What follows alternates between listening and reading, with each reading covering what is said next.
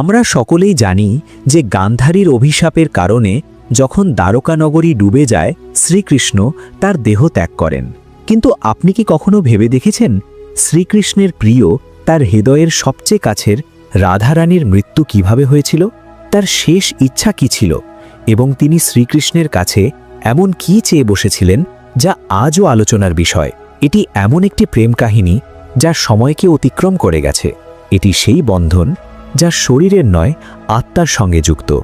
তাই বন্ধুগণ, আজ আমরা জানব রাধারানীর মৃত্যুর আসল রহস্য এবং তার শেষ ইচ্ছার এক অজানা কিন্তু রোমাঞ্চকর কাহিনী যা আপনাকে চমকে দেবে। আজকের এই ভিডিওটি অত্যন্ত জ্ঞানগর্ভ এবং অনুপ্রেরণাদায়ক। এই কারণে কাহিনী এবং এই রহস্যটি বোঝার জন্য ভিডিওটি অবশ্যই সম্পূর্ণ দেখুন, কারণ এই কাহিনীটি সম্পূর্ণ শোনার পর আপনার জীবন সার্থক হয়ে উঠবে।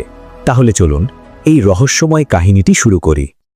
বর্ষানার সেই পুরনো পথ যেখানে শ্রীকৃষ্ণ একদিন তার লীলা করতেন, সেখানে আজও প্রেম, হাসি, বাঁশি এবং দুঃখের প্রতিধ্বনি রয়ে গেছে, যা যুগ যুগ ধরে প্রেমিক প্রেমিকাদের বাঁচিয়ে রেখেছে। কিন্তু এই কাহিনীর শুরু বর্ষানার সেই গলিরেখা থেকে নয়, না বৃন্দাবন থেকেও নয়। এই কাহিনী শুরু হয় এক কুঞ্জ থেকে, যেখানে বৃদ্ধা হয়ে ওঠা রাধা তার অন্তিম সময়ের প্রতীক্ষায় ছিলেন। তিনি আর সেই পুরনো রাধা ছিলেন না, তিনি বৃদ্ধ হয়ে গিয়েছিলেন, কিন্তু এখনও তার হৃদয়ে সেই কিশোরী রাধারই, যিনি কেবলমাত্র শ্রীকৃষ্ণের জন্যই ধকধক করেন। তার মুখে বলিরেখা দেখা দিয়েছে, কিন্তু এখনও যখন কেউ বাঁশি বাজাত তখন তার মুখে উজ্জ্বলতা ফিরে আসত এবং হাসি ছড়িয়ে পড়ত, যেন পুরনো স্মৃতিগুলো আবারও জীবন্ত হয়ে ওঠে। মথুরা ছেড়ে চলে যাওয়ার পর শ্রীকৃষ্ণের বিরহে রাধা কখনো কারো সঙ্গে বিবাহ করেননি, না কোনো আশ্রয় গ্রহণ করেছিলেন। তিনি একাকী বৃন্দাবনের একটি নির্জন কুঞ্জে বাস করতে শুরু করেন। তার দৈনন্দিন জীবন ছিল একেবারে সহজ। তিনি সূর্যোদয়ের সঙ্গে সঙ্গে উঠে যমুনার তীরে গিয়ে জল অর্পণ করতেন। এরপর কুটিরে ফিরে এসে দিনভর শ্রীকৃষ্ণের অপেক্ষা করতেন, যেন তার সম্পূর্ণ বিশ্বাস ছিল যে একদিন শ্রীকৃষ্ণ তার সঙ্গে দেখা করতে অবশ্যই আসবেন। গ্রামবাসীরা রাধাকে এক সাধী বলে মনে করত। তারা তার সম্পর্কে কিছুই জানা ছিল না। তারা জানতেন না তিনি কে এবং কোথা থেকে এসেছেন। তবে এইটুকু সবাই জানত যে যেই হন না কেন, তিনি তার সমস্ত কিছু কেবলমাত্র শ্রীকৃষ্ণকে উৎসর্গ করেছিলেন। একদিন রাধা তার নিয়মিত রুটিন অনুযায়ী যমুনার তীরে জল অর্পণ করছিলেন। হঠাৎ করে তিনি আকাশের দিকে তাকালেন। বাতাস নিস্তব্ধ হয়ে পড়ল এবং তার হৃদয়ে একটি কম্পন অনুভূত হল, যেন পুরো ব্রহ্মাণ্ড তাকে কিছু বলতে চাইছে। ঠিক সেদিন সন্ধেবেলা তিনি তার কুটিরের বাইরে তুলসী গাছের পাশে বসে পড়লেন এবং তাকে প্রণাম করে বললেন, এখন আমার যাওয়ার সময় হয়ে এসেছে। তবে আমি এভাবে যাব না। আমি তখনই দেহত্যাগ করব যখন স্বয়ং শ্রীকৃষ্ণ আমার সামনে এসে সশরীরে উপস্থিত হবেন এবং প্রেম ভরে আমাকে ডাকবেন, রাধে। এই কথা শুনে গ্রামবাসীরা অবাক হয়ে গেল। তারা ভাবল, এত বড় রাজা এই বৃদ্ধার সঙ্গে দেখা করতে আসবেন কেন? কিন্তু কেউই রাধার ভক্তির প্রতি সন্দেহ প্রকাশ করেনি, কারণ তিনি আজীবন কেবলমাত্র প্রেমের সংজ্ঞাকেই জীবন্ত করে তুলেছিলেন। তার হৃদয়ে ছিল শ্রীকৃষ্ণের প্রতি এক অনন্য প্রেম, আর অন্যদিকে দ্বারকায় বসে থাকা শ্রীকৃষ্ণ, যার কাছে সবকিছু ছিল, তবুও তার হৃদয় ছিল শূন্যতায় ভরা। বলতেই হয়, সবকিছু পাওয়ার পরেও কখনো কখনো মানুষের কিছুই থাকে না। শ্রীকৃষ্ণের অবস্থাও তখন তেমনই ছিল, তবে এবার তিনি অন্তর থেকে একটি টান অনুভব করছিলেন। তিনি তার চোখ বন্ধ করলেন, আর রাধার আহ্বান তার কানে প্রতিধ্বনিত হল। সেই মুহূর্তে শ্রীকৃষ্ণের চোখে অশ্রু ছিল, কিন্তু হৃদয়ে ছিল শান্তি। তিনি তখনই সবকিছু ছেড়ে সেই একান্ত কুঞ্জের দিকে যাত্রা করলেন, যেখানে রাধারানী তার প্রতীক্ষায় ছিলেন। শ্রীকৃষ্ণ যখন সেখানে পৌঁছলেন, রাধা কুটিরের বাইরে তুলসীর গাছের নিচে বসেছিলেন। তার চোখ বন্ধ ছিল এবং তিনি ধ্যানে মগ্ন ছিলেন। শ্রীকৃষ্ণ মৃদুস্বরে বললেন, রাধে। এই শব্দ শুনে রাধার চোখ খুলে গেল এবং তার মুখে এক উজ্জ্বলতা ফুটে উঠল। তার চোখে ছিল সেই প্রেম যা না বলা যায়, না লুকানো যায়। রাধা মৃদু হেসে শ্রীকৃষ্ণকে বললেন, প্রভু, এখন আমার যাওয়ার সময় হয়েছে। এখন আমার আত্মা কেবলমাত্র বিশ্রাম চায়। এ কথা শুনে শ্রীকৃষ্ণ রাধার হাত ধরলেন এখন রাধার শ্বাস ক্রমে ধীরে হয়ে আসছিল এবং ঠিক সেই তুলসী গাছের নিচেই তিনি প্রাণ ত্যাগ করলেন। কিন্তু এখানেই শেষ নয়, এই মুহূর্তেই এক রহস্য জন্ম নিল যা শুনে আপনি চমকে যাবেন। রাধার আত্মা মুক্তি লাভ করেছিল, তবে তার শেষ কথাগুলো এখনও শ্রীকৃষ্ণের কানে প্রতিধ্বনিত হচ্ছিল। রাধা তার শেষ মুহূর্তে বলেছিলেন, প্রভু, যখন এই পৃথিবী থেকে প্রেমের অর্থ মুছে যেতে থাকবে, তখন আমি আবার ফিরে আসব। আমাকে আবার জন্ম নিতে হবে, কারণ প্রেম জীবনের প্রধান অংশ এবং একে বিলুপ্ত হতে দেওয়া যাবে না। রাধা যেখানে দেহত্যাগ করেছিলেন সেই স্থানে একটি নতুন গাছ জন্ম নেয়, তুলসীর থেকে উজ্জ্বল, যেন কোনো স্বর্গীয় উদ্ভিদ। গ্রামবাসীরা তাকে রাধা বৃক্ষ নামে ডাকতে শুরু করে এবং সেখানে পূজা অর্চনা করতে থাকে। কিন্তু কেউ জানত না যে সেই গাছের নিচে এক রহস্য লুকিয়ে আছে, রাধার পুনর্জন্মের রহস্য, যা আপনাকে অবাক করে দেবে। অনেক যুগ কেটে যাওয়ার পর যখন প্রেমের মূল্য হ্রাস পেতে শুরু করে এবং মানুষ কেবল ভোগ বিলাসে ডুবে যেতে থাকে, তখন বর্ষানার একটু দূরে এক সাধারণ কৃষকের ঘরে জন্ম নিল এক কন্যা। তার নাম রাখা হলো ললিতা। কিন্তু সে কোনো সাধারণ কন্যা ছিলেন না। সে কারো শেখানো ছাড়াই বাঁশির মধুর সুর বাজাতে পারতেন। তার বাঁশির সুর শুনে গাছের পাতা দুলত, পাখিরা নাচতে শুরু করত। গ্রামবাসীরা বলতে লাগলো, এটি কোনো সাধারণ মেয়ে নয়, নিশ্চয়ই কোনো দেবীর অবতার। তারা বলতেন, একে দেখলে যেন রাধার কথা মনে পড়ে। ললিতা যখন 7 বছর বয়সী হল, তখন একদিন সে যমুনার তীরে বসেছিল। সেই সময় এক সাধু ওদিক দিয়ে যাচ্ছিলেন। তিনি ললিতাকে দেখে থেমে গেলেন। যখন তিনি তার চোখের দিকে তাকালেন, তখন মন্ত্রমুগ্ধ হয়ে গেলেন।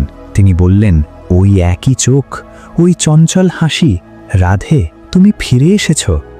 ললিতা প্রায়ই স্বপ্নে একজন সুন্দর শ্যামবর্ণের পুরুষকে দেখত, যিনি আর কেউ নন, স্বয়ং শ্রীকৃষ্ণ। তিনি কিছু বলতেন না, কেবল বাঁশি বাজাতেন। সেই বাঁশির সুর ললিতার হৃদয়ে ছুঁয়ে যেত। একদিন ললিতা তার মাকে জিজ্ঞেস করল, মা, এই প্রেম কি জিনিস? মা বললেন, তুই তো এখনো শিশু, তোকে প্রেমের কিছুই বোঝা সম্ভব নয়। ললিতা চুপ হয়ে গেল, কিন্তু তার চোখে ছিল এক পুরনো বেদনা, যেন সে এই প্রশ্নটি আগেও কোনো জন্মে করেছে। যখন ললিতা 13 বছর বয়সে পৌঁছাল, একদিন সে যমুনার তীরে বসে বাঁশি বাজাচ্ছিল। হঠাৎ তার বাঁশি থেকে এক অদ্ভুত সুর বের হতে লাগল, সেই সুর যা শ্রীকৃষ্ণ তার স্বপ্নে বাজাতেন। হঠাৎ সেই স্থানের মাটি সামান্য ফেটে গেল আর সেখানে এক মূর্তি দৃশ্যমান হল। ললিতা সেই মূর্তিটিকে তুলে নিল। সেই মূর্তি ছিল এক নারীর, যার হাতে বাঁশি ধরা। যখন ললিতা সেই মূর্তিটিকে হাতে নিল, সেই মূর্তি থেকে এক দিব্য কণ্ঠ বের হল, তুমি ফিরে এসেছ রাধে। ললিতা চমকে উঠল। এই মূর্তি কে এবং কেন তাকে রাধে বলে ডাকা হচ্ছে? তাহলে চলুন এখন জানি এই কাহিনীর আরও একটি অধ্যায়, যা আরও বেশি রোমাঞ্চকর এবং রহস্যময়। সেই দিনের পর থেকে ললিতার আচরণ বদলে গেল। সে এখন গভীরভাবে চিন্তা করতে শুরু করল। সে জানতে চায় সে কে, তার জন্ম কেন হয়েছে, কেন সে প্রেম এবং কৃষ্ণের মতো শব্দগুলো এতটা আকর্ষণ বোধ করে। ঠিক সেই সময় এক সাধু, যিনি বহু বছর হিমালয়ে তপস্যা করে বর্ষানায় ফিরে আসছিলেন, তিনি ললিতাকে দেখলেন এবং স্তম্ভিত হয়ে গেলেন। তিনি বললেন, যুগের পর যুগ আগে আমি এই চোখ জোড়া রাধার মধ্যে দেখেছিলাম। কন্যা, তুমি এই যুগের নও, তোমার জন্ম হয়েছে একটি উদ্দেশ্য নিয়ে। ললিতা জিজ্ঞেস করল, কি সেই উদ্দেশ্য? তখন সেই তপস্বী সাধু চোখ বন্ধ করে উত্তর দিলেন, এই যুগে প্রেম কেবল একটি শব্দ হয়ে গিয়েছে, তুমি আবার প্রেমকে জীবন্ত করে তুলবে। এখন বর্ষানার গলিতে একটি নতুন কাহিনী জন্ম নিতে চলেছে। আসলে এই কাহিনী নতুন নয়, এটি পুরনো রাধার পুনর্জন্মের কাহিনী। এখন ললিতা কিশোরীতে পৌঁছেছে। তার মনে এক অদ্ভুত ব্যাকুলতা অনুভব হচ্ছে, যেন কেউ তাকে ডাকছে।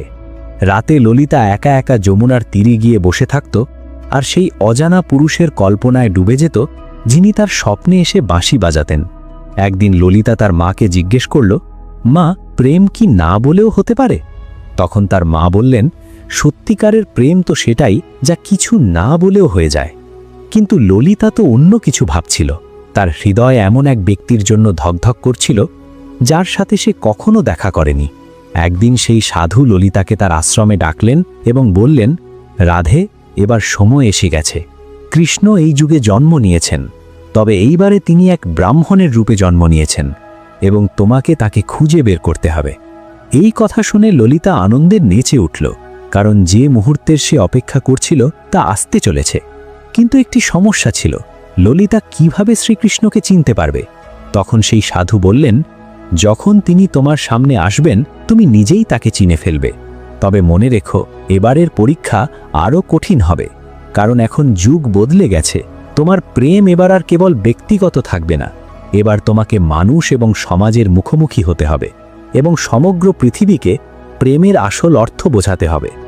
এখন শ্রীকৃষ্ণ পুনর্জন্ম নিয়েছেন এবং এক নবযুবক সন্ন্যাসীর রূপে রয়েছেন, যার নাম অনন্তানন্দ।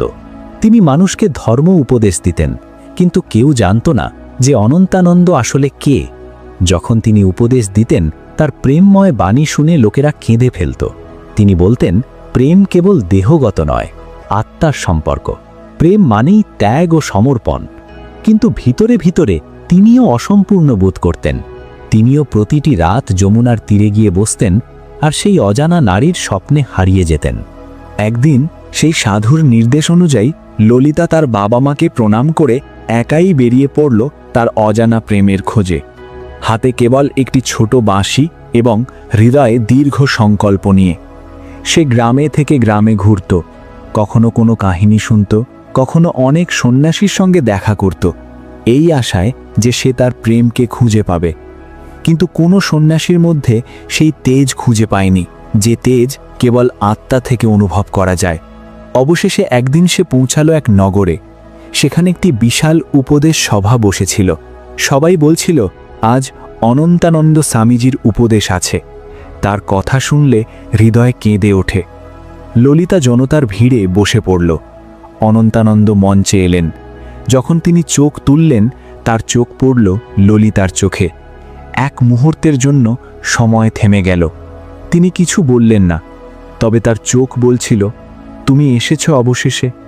ললিতা হতবাক হয়ে গেল। সেই একই চোখ, একই চাহনি, এ তো সেই চোখ যেটা সে জন্মের পর থেকে স্বপ্নে দেখে এসেছে। তিনি বক্তব্য শুরু করলেন, আজ আমি কোনো শ্লোক বলবো না, আজ আমি বলবো সেই প্রেমের কথা যা যুগে যুগে আত্মাকে জাগ্রত করেছে। তার প্রতিটি শব্দ যেন ললিতার হৃদয়কে ভেদ করে যাচ্ছিল। এই সেই সুর যেটা সে জানে, এই সেই বাণী যা সে বারবার স্বপ্নে শুনেছে।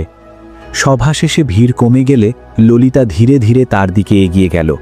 তিনি কিছু বললেন না, শুধু একটি মৃদু হাসি দিয়ে বললেন, তুমি এসেছ রাধে, আমি জানতাম তুমি আসবে, আমরা তো আলাদা হইনি কখনো। ললিতার চোখ দিয়ে অশ্রু ঝরতে লাগল। সে বলল, কেন তাহলে এই জন্ম, কেন এত দূরত্ব? তখন অনন্তানন্দ বললেন, এবার প্রেম কেবল আমাদের মধ্যে সীমাবদ্ধ নয়, এবার আমাদের প্রেম হবে এক উদাহরণ যা মানুষকে দেখাবে আত্মিক প্রেম কিভাবে দেহের ঊর্ধ্বে যায়। এবার প্রেম হবে ত্যাগ, এবার প্রেম হবে সামাজিক জাগরণ। তারপর শুরু হলো তাদের পথ চলা। তারা একসাথে গ্রামে গ্রামে ঘুরে মানুষকে প্রেমের সঠিক ব্যাখ্যা দিতেন। তারা বলতেন, যেখানে অহংকার নেই, যেখানে স্বার্থ নেই, সেই প্রেমই আসল প্রেম। যেখানে কৃষ্ণ আছেন সেখানে রাধা থাকতেই হবে, যেখানে রাধা নেই সেখানে কৃষ্ণও সম্পূর্ণ নন। তাদের কথা শুনে মানুষ কাঁদত। অনেকে বলতো, আমরা বুঝতেই পারিনি প্রেম এত গভীর হতে পারে। এভাবেই বহু বছর কেটে গেল। একদিন এক পূর্ণিমার রাতে তারা দুজন যমুনার তীরে বসেছিলেন। চাঁদের আলোয় ললিতার মুখ দীপ্ত হচ্ছিল। তিনি বললেন, এই জীবনে আমরা কিছুই চাইনি, শুধু একে অপরকে উপলব্ধি করেছি। এই প্রেমই আমাদের পূর্ণ করেছে। তখন অনন্তানন্দ বললেন, এই যুগে যদি কেউ প্রেমকে বুঝতে চায় তবে সে যেন শুধু আমাদের দিকেই তাকায়। এরপর কিছু বছর পরে তারা দুজনেই তপস্যায় বসে গেলেন আর একদিন শরীর ত্যাগ করলেন। কিন্তু আজও মানুষ বলেন, যখন বাঁশির সুর বয়ে যায়, যখন চাঁদের আলো যমুনায় পড়ে, তখন রাধা আর কৃষ্ণ আবার মিলিত হন এই মানব রূপে। রাধার পুনর্জন্ম কেবল গল্প নয়, এটি সেই চেতনার প্রতিফলন যেখানে আত্মা প্রেমের জন্যে আবারও পৃথিবীতে ফিরে আসে। কারণ প্রেম কখনো মরে না। শ্রীকৃষ্ণ আর রাধা বারবার জন্ম নেন যাতে আমাদের হৃদয়ে আবার প্রেমে জাগ্রত হয়।